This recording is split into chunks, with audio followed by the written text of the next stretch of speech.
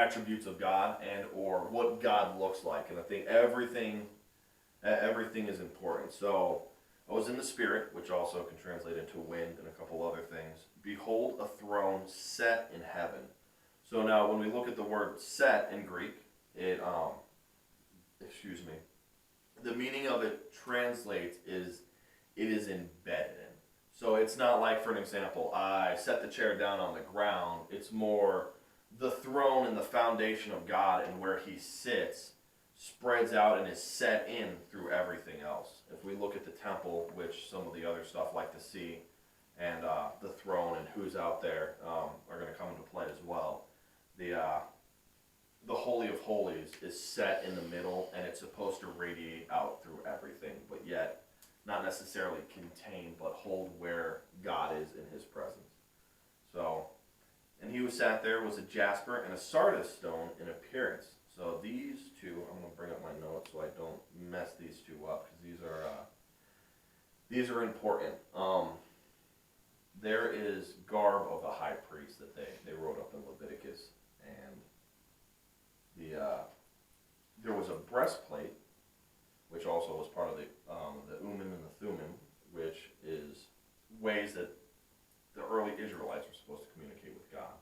They had one stone in the breastplate for each of the 12 tribes of Israel. And so now I believe it's Sardis, if I'm not mistaken. Sardis is also the same stone that is used for Reuben, the first child. And since Christ was the first from the dead, the first and the only begotten Son of God, it's, to me, it's Sardis. Yeah, Sardis is the, bring up the extra notes that I had. Yep. So Jesus was the firstborn of the dead, and it's also the sixth stone on the foundation of the New Jerusalem. Jasper actually didn't find too much on. I was more interested in the next part. So, but Jasper and Sardis. Jasper, if I'm not mistaken, that was the red stone. Some describe it as being like it's on fire, which is an interesting way to describe it. It also represents the blood of Christ. So, Yeah. At least, that's my understanding of it. could be like the fire in the eyes that we talked about. So then the next part, and there was a rainbow around the throne, in appearance like an emerald. So guess whose stone the emerald is? Grandpa, I told you in the car, please don't cheat. What is that? Emerald. Emerald represents someone in the tribes of Israel. Do you know who it represents? Represents the Levites. Yep, the priest stone on the chest plate was emerald, which is very interesting because if you think of it, God's sitting there. You have this almost radiation, this like aura coming out of him of his power reaching out. And the very first real people to reach out and do stuff like that on a mass scale were the Levites. They were considered to be the righteousness of God. That's why they were set apart and given the priestship.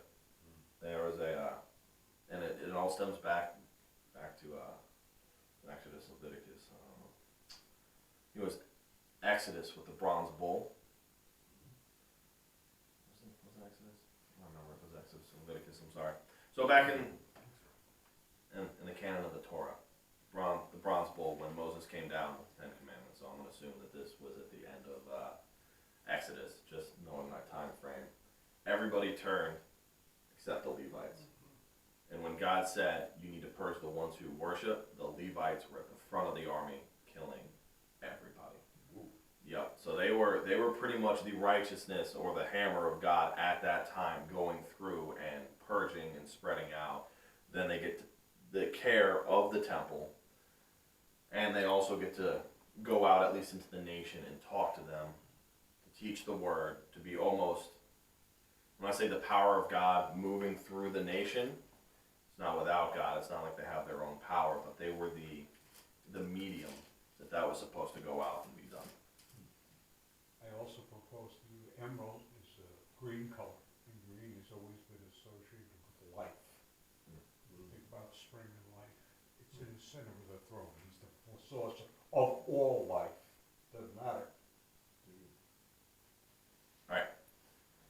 The next part, around the throne were 24 thrones, and on the thrones I saw 24 elders sitting, clothed in white robes, and they had crowns of gold on their head. Where else have we heard about crowns of gold?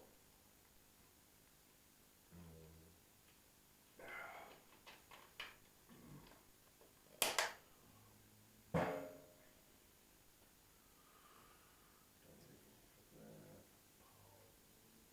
pulling up the list. There was a lot that.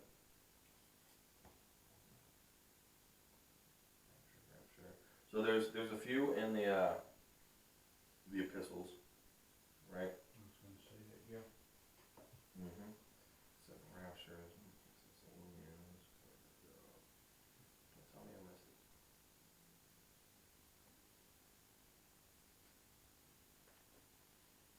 Revelation, I did miss it. Let me pull it back up. So, I believe there are 6 crowns, if I remember properly. Like I said, guys, there was a lot of information, and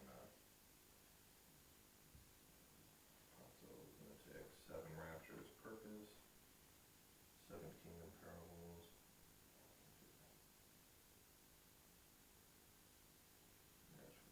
Crowns promised. All right, so here's what we got. So we got the crown of life.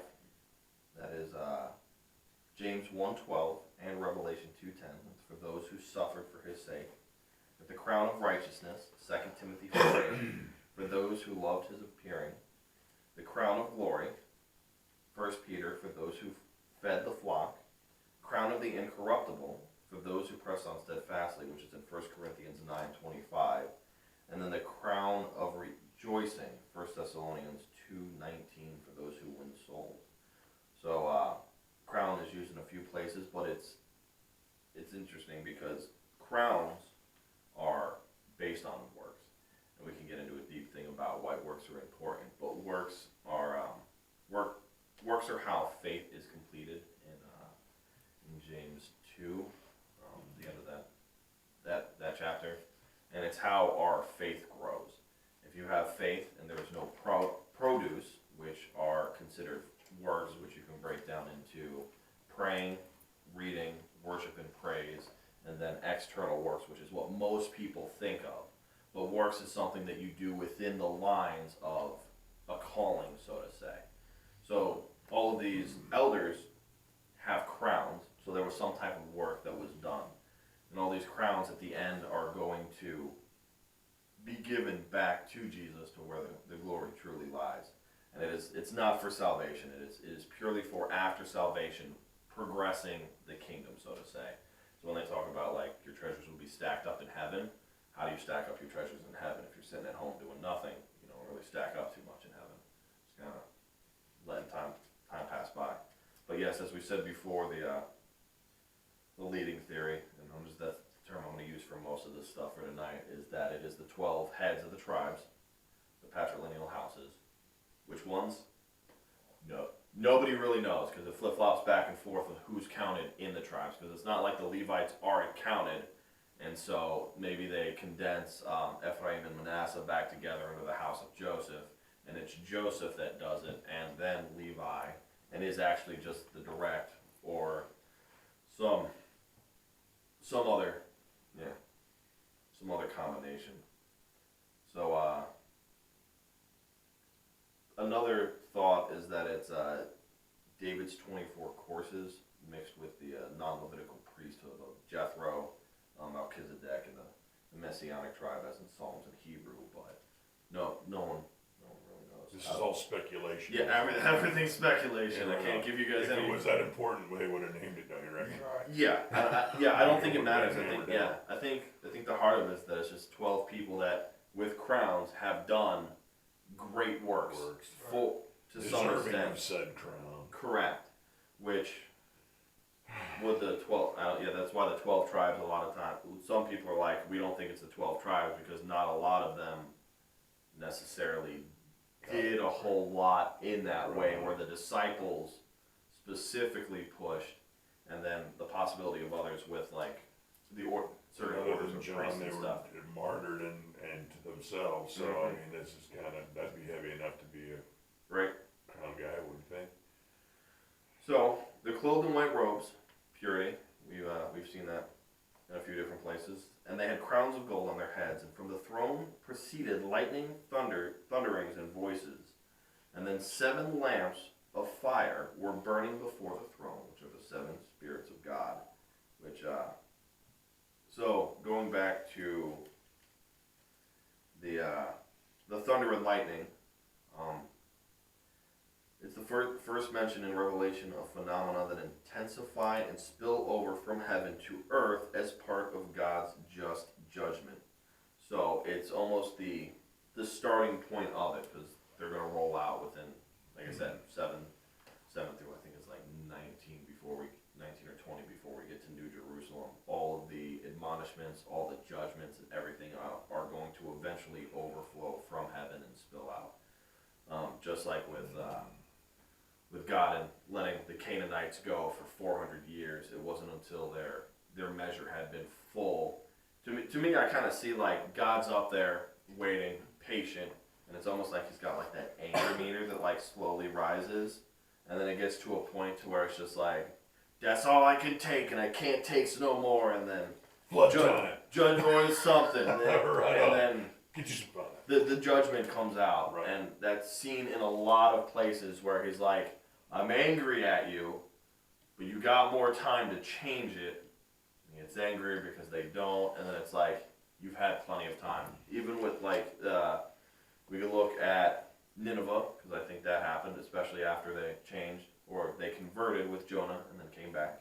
We can look at that with Canaan. We can look at that with Israel, right? We can look at that with Rome, and a bunch of those major players that were there for a certain amount of time, and it's almost as if God's judgment, in a lot of those cases, it says God's judgment rolled out and poured over. Same thing with Babylon, with we went over with Mene Tekel Upharsin, where it got to the point to where it's like, you've had time, you're Nebuchadnezzar knew, and then Belshazzar's just like, no, I'm gonna drink from the Right. temple. How long have we been let it rain?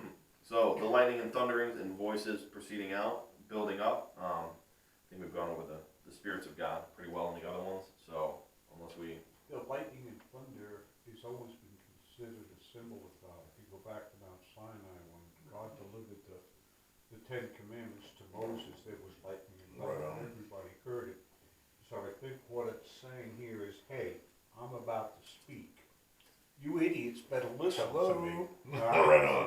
I gotta get your attention. You don't hear it when I speak in a still small voice. So I'll do it lightning and thunder. All right? If you've ever I'll sat get in a your real attention. storm, it's pretty easy to find God. You know, yeah. alrighty then. The next part. The sea of glass. Yep. 7 lamps were on fire, burning before the throne, which are the 7 spirits of God. 6. Before the throne there was a sea of glass, like crystal. So that sea, like I said, it is because in the temple you had the sea and the laver. They were both used for almost purification to some extent.